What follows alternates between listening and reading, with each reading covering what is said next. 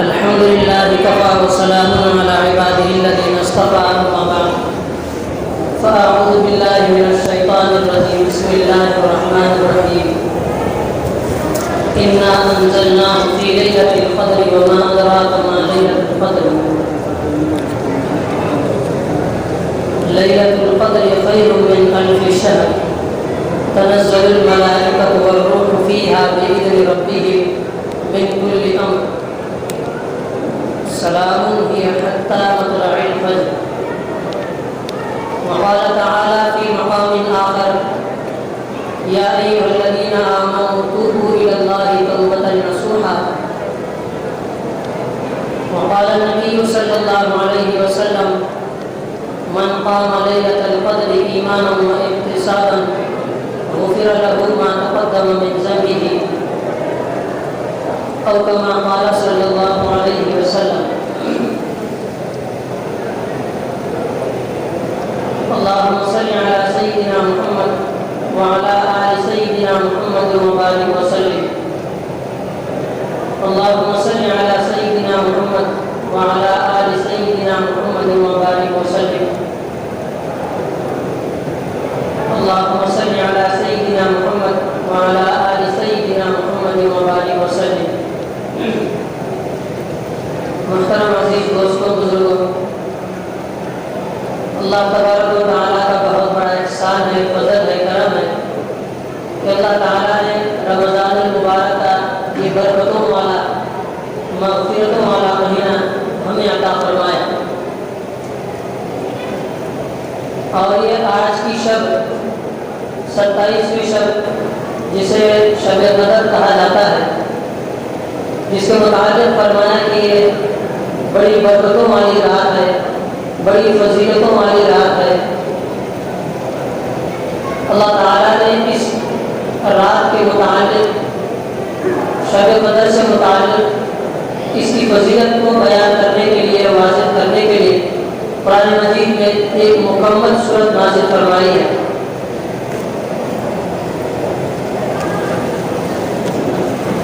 آپ حضرت نے مطابق بنایا ہے ابھی 60,200.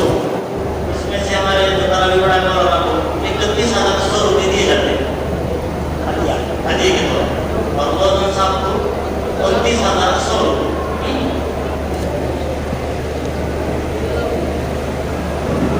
ماشاء اللہ جو ہے اللہ تعالیٰ جو ہے تمام محلے والوں کو اس کا بہترین بدلہ عطا فرمائے.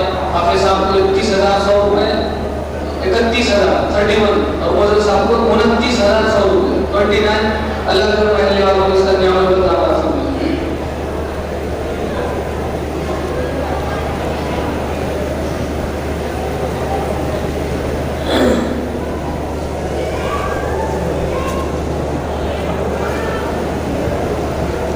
محترم عزیز دوستوں، اللہ تبارک و تعالیٰ نے اس رات کی فضیلت کے تعلق سے قرآن مجید میں ایک مکمل سورت نازل فرمائی ہے.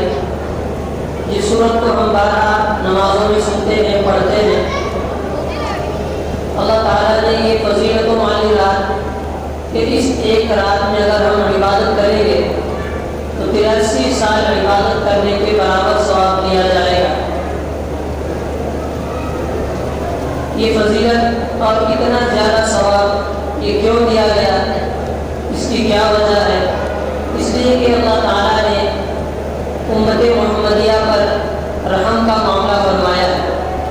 پہلی امتوں کی طرح سے اعمال کرنے کو نہیں کہا گیا، اور عبادتیں بھی بالکل آسان ہیں اور مختصر سی عبادتیں ہیں، اور اس پر ثواب بہت زیادہ ہے. ورنہ پہلی امتوں کے اگر ہم حالات دیکھتے ہیں تو اللہ تعالیٰ نے بڑے مشقت والے اعمال رکھے تھے. اللہ کے نبی صلی اللہ علیہ وسلم کے سامنے، صحابہ کرام کے سامنے تذکرہ ہوا پہلی امتوں کا، ان کی عبادتوں کا. کہ بعض کے متعلق تذکرہ ہوا کہ 80 سال تک انہوں نے اللہ تعالیٰ کی عبادتیں کی، ایک دن بھی اور ایک منٹ اور ایک لمحہ بھی غفلت میں نہیں گزارا.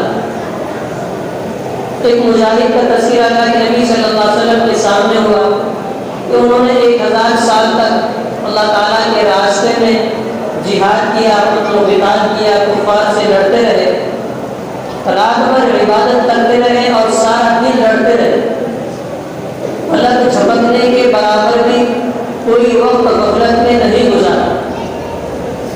تو جب ان لوگوں کی عبادتوں کا تذکرہ صحابہ کرام کے سامنے ہوا تو صحابہ کرام کو بڑا تعجب ہوا اور افسوس ہوا کہ ہماری تو عمر 60 یا 70 سال ہے، ہم ان لوگوں کے ثواب کے برابر کہاں سے پہنچ سکتے۔ تو اللہ تعالیٰ نے شب قدر نازل فرمائی، یعنی یہ رات ہمیں عطا فرمائی کہ تم ایک رات عبادت کرو، تمہیں 84 سال 83 سال عبادت کرنے کے برابر ثواب دیا جائے۔ قرآن مجید میں فرمایا کہ انا انزلناہ فی لیلۃ القدر، کہ ہم نے قرآن مجید کو لیلۃ القدر میں شب قدر میں نازل فرمایا۔ رمضان المبارک کا مہینہ یہ قرآن کا مہینہ ہے، اور یہ آج کی رات یہ قرآن مجید کے نازل ہونے کی اترنے کی رات ہے۔ قرآن مجید میں دوسری جگہ فرمایا کہ شہر رمضان الذی انزل فیہ القرآن، کہ رمضان وہ مہینہ ہے الذی انزل فیہ القرآن، کہ جس میں قرآن نازل کیا گیا۔ اسی رات سے شب قدر سے قرآن مجید کا نزول شروع ہوا۔ اللہ کے نبی صلی اللہ علیہ وسلم کے سینہ اطہر پر جبریل امین کے ذریعے سے جبریل امین اللہ تعالیٰ کی پاس سے قرآن مجید لاتے تھے، قرآن مجید کی آیتیں، اور 23 سال کی مدت میں پورا مکمل قرآن مجید نازل ہوا۔ قرآن مجید نازل ہوتا تھا تو ڈائریکٹ سینے پر نازل ہوتا تھا، کوئی لکھا ہوا کتاب کی شکل میں قرآن مجید نازل نہیں ہوا آسمان سے۔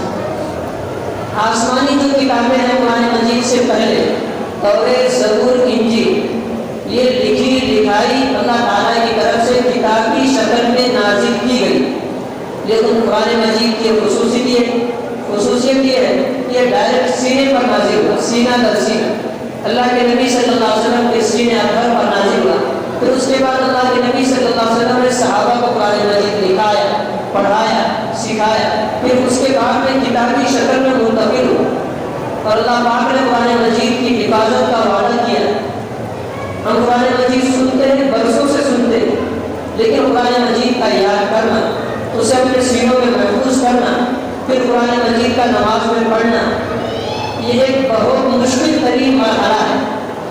جو قرآن مجید سناتے ہیں، جو حافظ قرآن ہیں، جنہیں اللہ تعالیٰ نے اپنی حفاظت کے، اپنی کتاب کی حفاظت کے لیے منتخب کیا ہے، وہ جانتے ہیں کہ اللہ تعالیٰ نے حفاظت کا وعدہ لیا ہے، تو اللہ تعالیٰ حفاظت کیسے کرے؟ حفاظ کے ذریعے سے اللہ پاک قرآن کی حفاظت کرے۔ کیونکہ قرآن مجید کے تعلق سے دنیا کے اندر آج کے دور میں ہی نہیں بلکہ پہلے مستقل جب سے قرآن مجید نازل ہوا، مذہب اسلام کو ختم کرنے کی کوششیں کی گئی، قرآن مجید کو ختم کرنے کی کوششیں کی گئی۔ آزادی سے پہلے کا ہم ہندوستان دیکھتے ہیں تو انگریزوں نے کوئی ہزار لاکھوں کی تعداد میں قرآن مجید کو جلایا۔ 1973 میں رشیا کے اندر ایک حکومت آئی جو مسلمانوں کی کٹر خلاف تھی، جنہوں نے مسجدوں کو بند کر دیا، مسجدوں پہ تالے لگائے، قرآن مجید پر پابندی لگائی۔ اگر کسی کے گھر میں، مسجد میں تو دور کی بات، اگر کسی کے گھر میں اگر قرآن مجید کا ایک کاغذ بھی اگر مل جاتا تھا تو پورے گھر والوں کو پھانسی دی جاتی تھی۔ تو اللہ تعالیٰ نے قرآن مجید کا وعدہ، حفاظت کا وعدہ کیا، اِنَّا نَحْنُ نَزَّلْنَا الذِّكْرَ وَإِنَّا لَهُ لَحَافِظُونَ۔ اللہ تعالیٰ نے تین مرتبہ اس آیت میں فرمایا کہ اِنَّا، ہم، نحنو، ہاں ہم، نزلنا، ہاں ہم ہی اس کی حفاظت کرنے والے، یعنی قرآن مجید۔ تو حفاظت کا وعدہ جب اللہ نے کیا ہے تو حفاظت کس طریقے سے ہوتی ہے؟ دیکھیے رشیا کے اندر حضرت مولانا پیر ذوالفقار صاحب نے اپنی کتاب میں واقعہ لکھا ہے، ان کے ایک دوست کسی کام سے 1973 میں رشیا میں گئے، تو نماز کا جب وقت ہوا، جمعہ کا دن تھا، تو مسجد میں جانے کے لیے باہر آئے تو دیکھا کہ مسجدیں بند ہیں اور مسجد پہ نگرانی کرنے والے واچ مین ہیں۔ انہوں نے کہا کہ مسجد کھولو، مجھے نماز پڑھنا ہے، جمعہ کا وقت ہوگا۔ تو انہوں نے کہا کہ مسجد تو کھول دوں گا لیکن پولیس آئے گی تو آپ کا معاملہ آپ دیکھ لینا، میرا نام مت لینا۔ انہوں نے کہا کہ ٹھیک ہے۔ بلاخر نماز ہوئی، نماز پڑھ کے باہر نکلے تو نماز کی اور اذان کی کچھ آواز سن کر گلی کے محلے کے کچھ بچے باہر دوڑتے ہوئے آئے، کیونکہ برسوں کے بعد مسجد کھلی تھی اور نماز کی آواز سنی تھی، اذان کی آواز۔ تو انہوں نے ان صاحب کو گھر لے گئے، گھر لے جانے کے بعد بٹھایا، کھانا پینا کھلایا، چائے وغیرہ سے برابر کے بعد پھر جب آپس میں بات ہونے لگی تو ان مہمان نے کہا بچوں سے کہ تم قرآن پڑھنا جانتے ہو؟ انہوں نے کہا کہ ہاں ہم جانتے ہیں۔ تو اس مہمان نے اپنے جیب سے چھوٹا قرآن مجید نکالا اور کھول کے بچے کے سامنے پیش کیا اور کہا کہ یہاں سے پڑھنا شروع کرو۔ اب دیکھیے وہ بچہ کبھی قرآن کو دیکھتا ہے اور کبھی اس شخص کے چہرے کو دیکھتا ہے، بہت دیر تک یہی حالت رہی۔ اب وہ مہمان پریشان ہے کہ بچے نے تو کہا کہ قرآن پڑھنا آتا ہے اور پڑھتا کیوں نہیں؟ پھر اس کے بعد ان صاحب نے قرآن مجید کی آیت پڑھی، یا ایھا الذین آمنوا قوا انفسکم واہلیکم نارا۔ اب اس کی آیت آگے سے پڑھنا شروع ہو۔ اب وہ بچہ فٹافٹ پڑھ رہا ہے اور رکنے کا نام ہی نہیں لے رہا۔ تو ان صاحب نے کہا کہ جب میں نے قرآن لیا تو پڑھا کیوں نہیں، اور جب میں نے آیت پڑھی تو پڑھنا شروع کر دیا۔ تو اس بچے کے والد نے کہا کہ برسوں ہو گئے ان بچوں نے قرآن کو دیکھے ہوئے، کیونکہ ہمارے پاس قرآن کا کتابی شکل میں کوئی نسخہ موجود نہیں ہے۔ تو پھر فرمایا کہ بچے کو قرآن یاد کیسے ہوا کہ تمہارے پاس قرآن نہیں ہے؟ تو انہوں نے کہا کہ ہمارے پاس قرآن جو حافظ تھے، جب انقلاب آیا اور یہ حکومت آئی جس نے پابندی لگائی قرآن پر، مسجدوں پر، تو قرآن حافظوں نے اپنی کچھ دکانیں کھولی، کسی نے درزی کی دکان کھولی، ٹیلرنگ کی، کسی نے کچھ کام شروع کر دیا۔ تو ہم اپنے بچوں کو ان کے پاس بھیجتے تھے، وہ ٹیلرنگ بھی سکھاتے تھے اور ساتھ میں 2-3 آیتیں منہ زبانی پڑھا دیتے تھے۔ تو ہوتا یہ تھا کہ ہمارے بچے قرآن مجید کے الف لام میم سے والناس تک پورا قرآن مجید یاد کر لیتے تھے، لیکن قرآن دیکھنا نصیب نہیں ہوتا۔ تو وجہ یہی ہے کہ جب آپ نے قرآن پیش کیا تو زندگی میں پہلی بار قرآن دیکھا، دیکھ کر تو پڑھنا آتا نہیں تھا، لیکن منہ زبانی پورا قرآن یاد۔ یہ اللہ تبارک و تعالیٰ کے حفاظت قرآن کے واقع۔ عزیز دوستو، قرآن مجید ایک ایسی چیز ہے کہ ہم اسے پڑھنے والے بنے، اسے سمجھنے والے بنے، کیونکہ آج کے اس دور میں، ترقی یافتہ دور میں، ہم نے بس یہ سمجھ لیا ہے کہ قرآن سے دوری اور دنیا کے سارے علوم سے نزدیکی ہو جائے۔ دنیا کا ہر علوم ہم سیکھتے ہیں، دنیا میں مہارت حاصل کرتے ہیں، لیکن مکتب سے دوری، قرآن سے دوری، مدارس سے دوری۔ جو بچے حافظ بنتے ہیں، اللہ تبارک و تعالیٰ کی طرف سے انتخاب ہوتا ہے، یہ ایسے ہی حافظ نہیں بنتے۔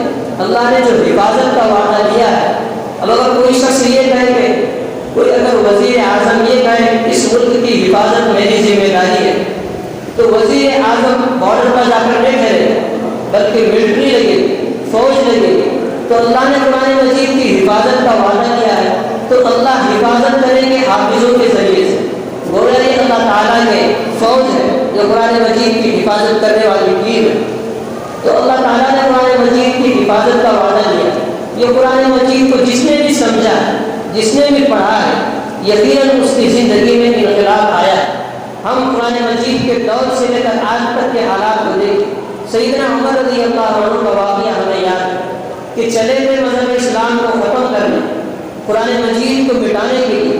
جب قرآن مجید کی آیتیں سنی، طٰہٰ مَا أَنزَلْنَا إِلَيْكَ الْقُرْآنَ لِتَشْقَىٰ، تو اللہ تعالیٰ نے زندگی کی کایا بدل دی، زندگی بدل گئی۔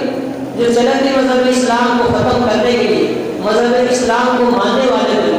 فضیل ابن عیاض رحمۃ اللہ علیہ ایک بہت بڑے مشہور بزرگ گزرے، بہت بڑے ولی کامل گزرے۔ ان کا لقب تھا عابد الحرمین، یعنی حرم شریف میں عبادت کرنے والے، ہمیشہ حرم شریف میں عبادت کیا کرتے تھے۔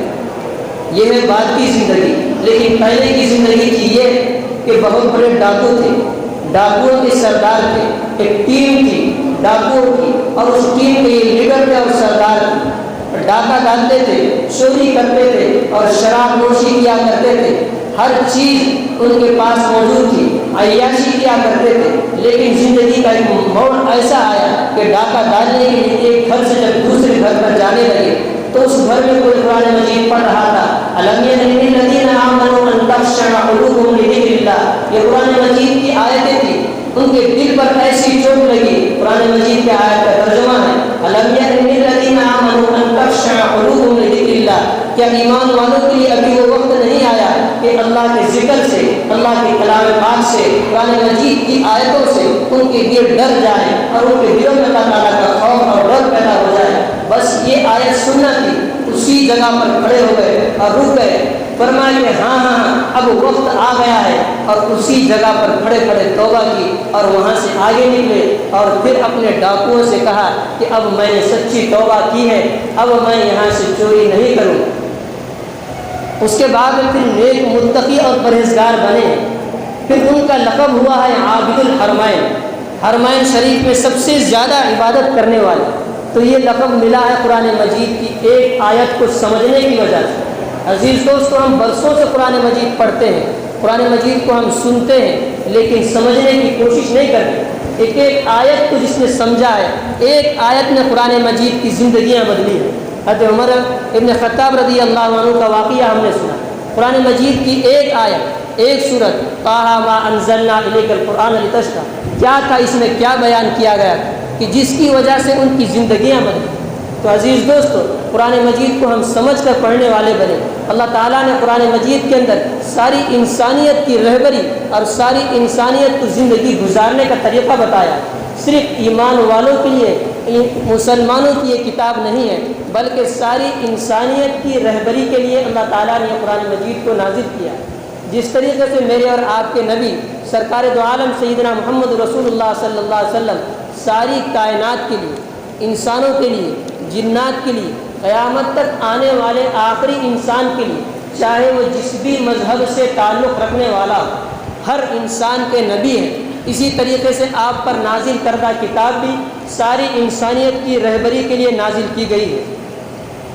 عزیز دوستو، یہ قرآن مجید کے تعلق سے ہم نے سمجھا، اللہ تعالیٰ سے ہم دعا کریں، امید کریں کہ جو کچھ ہم نے سمجھا ہے اور سنا ہے، اللہ تعالیٰ صحیح معنوں میں ہمیں قرآن مجید کو پڑھنے اور سمجھنے کی توفیق عطا فرمائے، اور سمجھ کر قرآن مجید کے احکامات پر عمل کی توفیق عطا فرمائے۔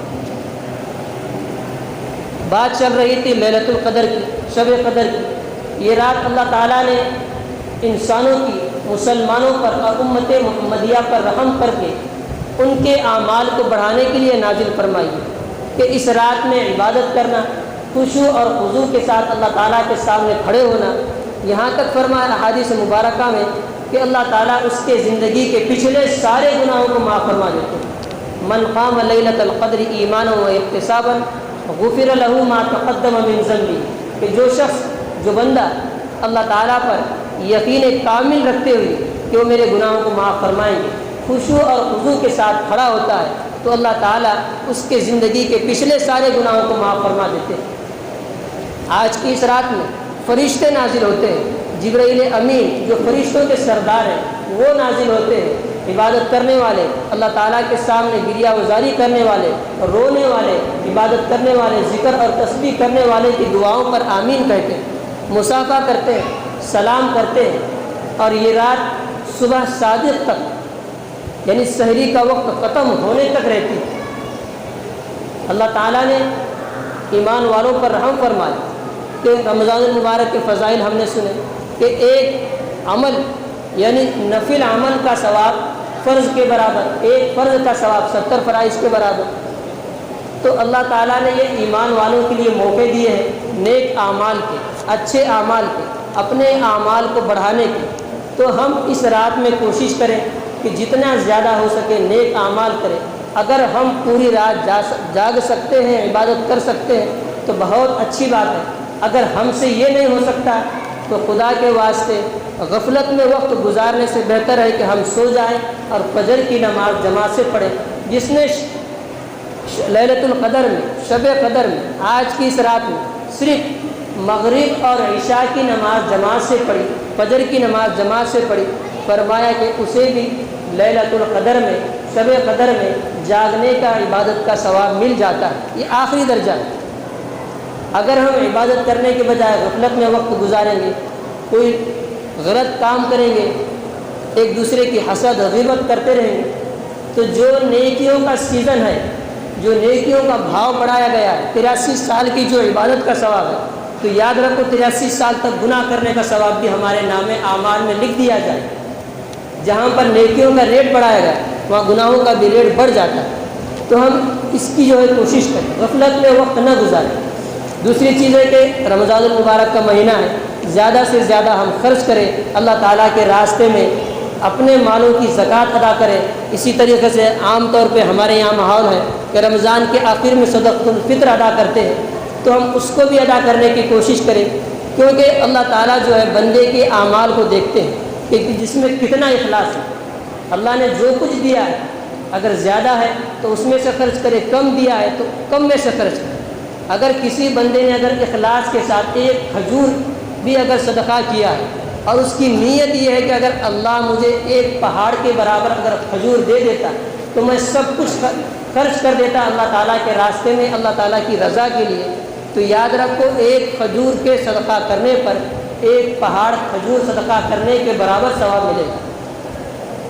اس لیے کہ فرمائے کہ نیت المؤمن خیر من عملی، کہ ایمان والے کی نیت کرنا اس کے عمل کرنے سے زیادہ بہتر ہے۔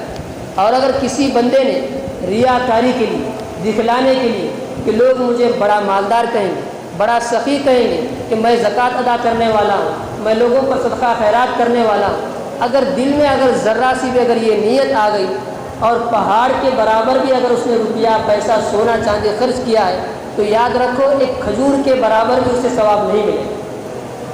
کیونکہ ایک بادشاہ نے مسجد بنوائی اور مسجد اس طریقے سے بنوائی کہ اس نے اعلان کیا کہ اس مسجد میں کسی کا 1 روپیہ بھی نہیں لگے گا، جو کچھ لگے گا صرف میرا لگے گا۔ میں چاہتا ہوں کہ صرف میرا نام رہے، کسی دوسرے کا 1 روپیہ بھی اس مسجد میں نہ لگے۔ تو مسجد بن کر تیار ہو گئی، مسجد پر نام لکھ دیا گیا مسجد ابن فلاں۔ ایک رات بادشاہ سویا اور خواب میں دیکھ رہا ہے کہ مسجد پر جو اس کا نام لکھا ہوا تھا تو فرشتے نے اس نام کو ہٹا دیا اور ایک بزرگ عورت کا نام لکھ دیا اس کو۔ صبح ہوئی، بادشاہ اٹھا، اٹھنے کے بعد سوچا کہ خواب تھا ختم ہو گیا۔ دوسرے دن پھر رات میں سو گیا تو پھر وہی خواب کہ فرشتے آئے اور مسجد کے اوپر سے اس کا نام ہٹا دیا اور ایک عورت کا نام لکھ دیا۔ تو پھر دوسرا دن ہوا، بادشاہ نے چھوڑ دیا، خواب ہے، خواب کی کوئی حقیقت نہیں۔ تیسرے دن بھی پھر وہی خواب دیکھا۔ تو پھر اس کے بعد جب اس نے وہ خواب دیکھا تو وہ جو نام مسجد کے اوپر لکھا ہوا ہے فرشتوں کے ذریعے سے، تو اس نام کی عورت کو اس نے تلاش کیا اور اعلان کرا کہ فلاں فلاں نام کی عورت کون ہے ہمارے اس علاقے میں، وہ ہمارے پاس آ جائے۔ بالآخر وہ عورت آئی اور جب تحقیق کی گئی اور معلوم کیا کہ آپ نے اس مسجد میں کیا لگایا، کتنے روپئے پیسے لگائے، کہ فرشتوں نے میرا نام ہٹا کر آپ کا نام مسجد کے اوپر لکھا ہے، تو اس نے کہا کہ میں تو فقیرہ عورت ہوں، میرے پاس کوئی روپیہ پیسہ کچھ بھی نہیں ہے، میں ایک دن مسجد کے راستے سے گزر رہی تھی تو میں نے دیکھا کہ گدھے کے اوپر اینٹیں لاد کر مسجد کے کام کے لیے لائی جا رہی ہے، اور پھر اس کے بعد گدھوں کو باندھ دیا گیا اور دھوپ کا وقت ہے، گرمی کا وقت ہے اور گدھوں کو کھانے کی بھوک لگی ہے اور پیاس لگی ہے اور ان کا چارہ اور پانی کا انتظام بہت دور تھا، تو میں نے اس چارے کو اور پانی کو اس گدھے کے قریب کر دیا اور بس یہاں سے میں چلے گئی، بس میرا یہی اتنا ہی عمل تھا۔ تو فرمایا کہ اللہ تعالیٰ نے اخلاص کے ساتھ صرف ایک مزدور کی مدد کی تھی اس بوڑھی عورت نے، تو اللہ کو اتنا پسند آیا کہ مسجد پر اس بندے کا نام ہٹا کر اللہ نے اس عورت کا نام لکھ دیا۔ یہ اللہ تبارک و تعالیٰ کے پاس اخلاص کی اہمیت۔ تو عزیز دوستوں، بتلانا مقصود یہ ہے کہ ہم عمل چاہے تھوڑا کریں یا زیادہ کریں، اس میں اخلاص ہو، اللہ تعالیٰ کی رضا مقصود ہو۔ اسی طریقے سے آج کی اس رات میں بہت سارے لوگ اعمال پوچھتے ہیں کہ کون سی نماز پڑھنا ہے، کون سے عمل کرنا ہے، کیا کرنا ہے۔ تو حدیث شریف میں اللہ کے نبی صلی اللہ علیہ وسلم سے کوئی خاص اور مخصوص کوئی عمل ثابت نہیں کہ آج کی رات میں فلاں فلاں نام کی نماز پڑھیں گے، یہ کریں گے، وہ کریں گے۔ تو جو ہم اعمال کر سکتے ہیں کریں، نفل نمازیں پڑھیں، قرآن مجید پڑھیں، ذکر کریں، تسبیح پڑھیں، جو کچھ ہم اچھے اعمال کر سکتے ہیں کریں، کوئی خاص عمل نہیں۔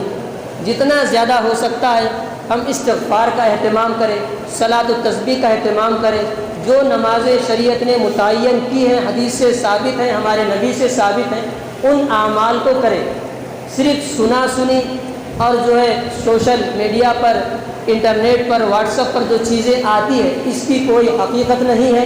حقیقت ان چیزوں کی ہے جو ہمارے نبی سے ثابت ہے۔ تو صلاۃ و تسبیح کا اہتمام کریں اور استغفار کا زیادہ سے زیادہ اہتمام کریں۔ استغفار کی بڑی اہمیت ہے، بڑی فضیلت ہے۔ قرآن مجید میں اللہ تعالیٰ نے فرمایا کہ استغفار کے ذریعے سے اللہ تعالیٰ بڑے بڑے مسئلوں کو حل کر دیتے ہیں، بارشیں برساتے ہیں۔ جو بے اولاد ہیں استغفار کی برکت سے اللہ تعالیٰ انہیں اولاد عطا فرماتے ہیں۔ جو بے روزگار ہیں اللہ تعالیٰ انہیں حلال روزی استغفار کی برکت سے دیتے ہیں۔ استغفر اللہ ربی من کل ذنب واتوب الیہ، یہ ہے استغفار۔ ہم اتنا پورا پڑھیں، اگر نہیں پڑھ سکتے تو استغفر اللہ اتنا بھی ہم پڑھ سکتے ہیں۔ کتابوں میں ایک واقعہ لکھا ہے، امام احمد ابن حنبل رحمۃ اللہ علیہ راستے سے گزر رہے تھے، سفر میں تھے۔ اس دور میں لائٹ کا انتظام نہیں تھا، راستوں پر سڑک وغیرہ پکی نہیں تھی۔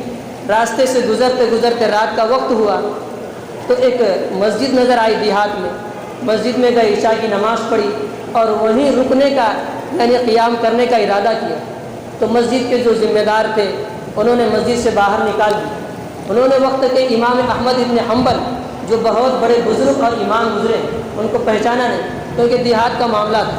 انہوں نے کہا کہ مسجد میں سونے کی اجازت نہیں، باہر نکل گیا۔ وہ باہر نکل گئے، سیڑھیوں کے پاس سونے کا ارادہ کیا تو اس ذمہ دار نے سیڑھیوں سے بھی اٹھا دیا کہ مسجد کے قریب آپ سو نہیں سکتے۔ تو بالآخر امام ابن احمد ابن حنبل وہاں سے باہر نکلے اور راستے پر گئے تو ایک چراغ جل رہا تھا، تھوڑی سی روشنی آئی تو اس کے قریب پہنچے تو وہاں پر دیکھا کہ ایک آدمی ہے اور آٹا گوندھ رہا، روٹیاں پکانے کے لیے آٹا گوندھ رہا ہے۔ تو انہوں نے کہا کہ آپ کے پاس سونے کے لیے، آرام کرنے کے لیے رات ہو رہی ہے، کوئی جگہ ہے؟ تو انہوں نے کہا کہ جگہ تو نہیں ہے، میرے پاس ایک چولہا جل رہا ہے، میں اس پر روٹیاں بناتا ہوں، آپ یہاں پر بیٹھ جائیں، اور سردی کا بھی موسم ہے، آپ کو سردی بھی نہیں لگے گی، آپ سو تو نہیں سکتے، میں آپ کو بیٹھنے کی جگہ دیتا ہوں۔ بالآخر امام احمد ابن حنبل وقت کے بہت بڑے امام ہیں، وہ وہاں پر بیٹھ گئے، بیٹھے اور بیٹھنے کے بعد انہوں نے دیکھا کہ وہ روٹیاں بنانے والا آٹا گوندھ رہا ہے اور اس کے ہونٹ ہل رہے ہیں۔ بہت دیر تک یہ حرکت انہوں نے دیکھی کہ اس کی زبان بھی ہل رہی ہے اور ہونٹ بھی ہل رہے ہیں اور وہ کچھ پڑھ رہا ہے۔ سمجھ میں نہیں آیا کہ کیا معاملہ ہے۔ امام احمد ابن حنبل رحمۃ اللہ علیہ نے فرمایا کہ تم کیا پڑھ رہے ہو؟ میں بہت دیر سے دیکھ رہا ہوں کہ تمہارے ہونٹ ہل رہے ہیں۔ اس شخص نے کہا کہ میں استغفار پڑھ رہا اور میرا یہ معمول ہے برسوں سے، میں ہمیشہ استغفر اللہ پڑھتے ہی رہتا ہے، چاہے جو بھی کام کروں، تو یہ میرا معمول ہے۔ اور میں رات پر روٹیاں بناتا ہوں اور صبح میری روٹیاں بیچنے کی دکان ہے، استغفار پڑھتے پڑھتے میں ہر کام کرتا ہوں۔ تو امام احمد بن حنبل رحمۃ اللہ علیہ نے فرمایا کہ کیا تم نے استغفار کا کوئی فائدہ دیکھا ہے کہ تم برسوں سے دعا کر رہے ہو، اللہ تعالیٰ کے سامنے استغفار کر رہے ہو، کوئی فائدہ تمہیں زندگی میں نظر بھی آیا یا نہیں؟ تو اس شخص نے کہا کہ زندگی میں بہت فائدے نظر آئے، اس میں سے بڑا فائدہ یہ ہے کہ میں نے اللہ تعالیٰ کے سامنے جب بھی ہاتھ اٹھائے ہیں دعا کے لیے اور جو بھی میں نے دعائیں کی ہیں، استغفار کی برکت سے اللہ نے میری ہر دعا کو قبول فرمایا۔ زندگی میں میری ایسی کوئی دعا نہیں ہے جو اللہ نے رد کی ہو اور قبول نہ ہوئی ہو۔ پھر فرمایا کہ صرف ایک دعا ایسی ہے جو آج تک قبول نہیں ہوئی۔ امام احمد بن حنبل نے فرمایا کہ وہ کون سی دعا ہے جو آج تک قبول نہیں ہوئی؟ کیونکہ دیہات کا معاملہ ہے، امام احمد بن حنبل کو اس شخص نے بھی نہیں پہچانا، روٹیاں بنانے والے نے، آٹا گوندھنے والے نے۔ تو اس شخص نے کہا کہ میں برسوں سے دعا کرتا ہوں، میں نے چرچا سنا ہے، میں نے نام سنا ہے کہ کوئی امام احمد ابن حنبل نام کا ایک شخص ہے جو لوگوں کا امام ہے، جو ولی کامل ہے، جو بہت بڑا متقی اور پرہیزگار ہے۔ برسوں سے میرے دل میں تمنا ہے کہ ان کی ایک بار زندگی میں زیارت کروں، میں نے آج تک ان کو نہیں دیکھا۔ امام احمد ابن حنبل رحمۃ اللہ علیہ کے آنکھوں میں آنسو آئے اور اسے اپنے سینے سے لگایا اور فرمایا کہ میں ہی امام احمد ابن حنبل ہوں، اللہ نے تیری یہ بھی دعا قبول فرمائی۔ تو عزیز دوستو، یہ ہے استغفار کی برکتیں اور اس کے فائدے۔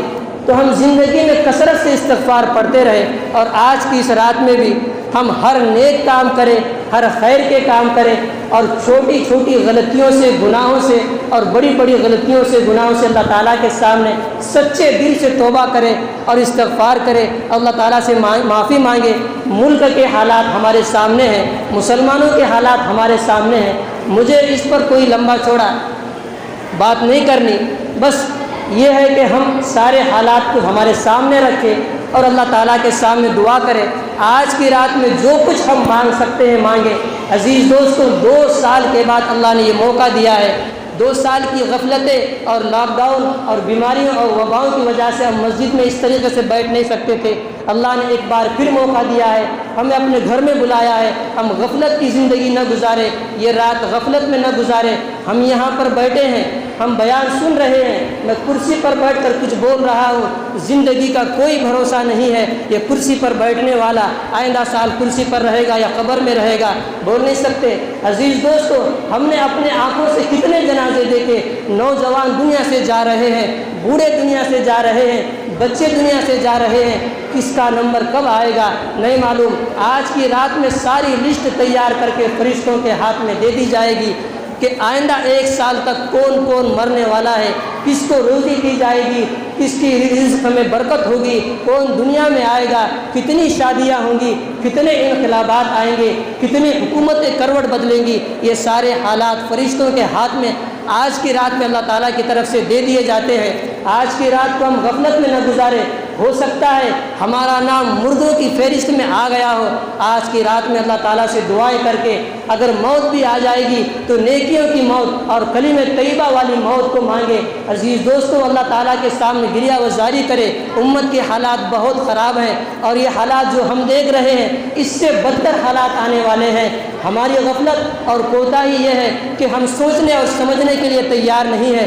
شیخ الہند رحمۃ اللہ علیہ جب جیل سے باہر آئے تھے تو 2 چیزوں پر انہوں نے فرمایا تھا کہ میں نے امت کی اور امت مسلمہ کی زوال کے اسباب پر غور کیا ہے، اور امت پر جو حالات آ رہے ہیں، آئے دن امت مسلمہ کو ذلیل اور رسوا کیا جا رہا ہے، اور مسلمانوں کو ختم کرنے کی جو کوششیں کی جا رہی ہے، اس کی کیا وجہ ہے؟ تو فرمایا کہ اس کی صرف 2 وجہ ہیں۔